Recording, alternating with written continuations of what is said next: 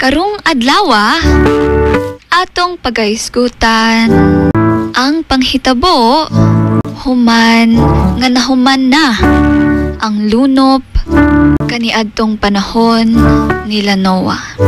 Ato kining mabasa sa Genesis 9 verse 1 to 17. Gipanalanginan sa Ginoo si Noah ug ang iyang mga anak. Ug gisugo sila nga managhan ug mapuno ang yuta. Gitugutan sila sa Ginoo nga mukaon sa tanang mananap.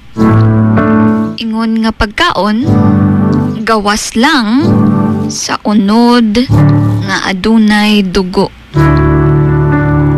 Gisugo usab sa Ginoo nga ang bisan kinsa nga mupatay og tawo pagabairan sa iyang kaugalingong kinabuhi.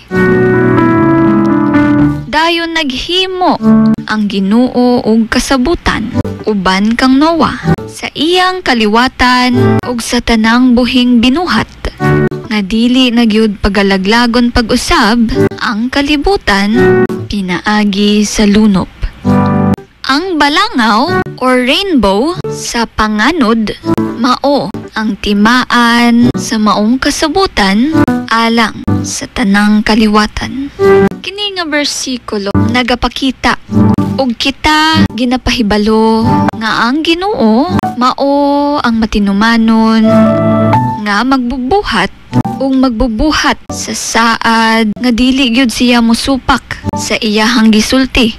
Ang balangaw or rainbow dili lang usa ka matahom nga tan-awon, apan usa kini ka pahinumdom nga ang Ginoo puno sa kaluoy ug magpabilin nga matinumanon hangtod sa kahangturan.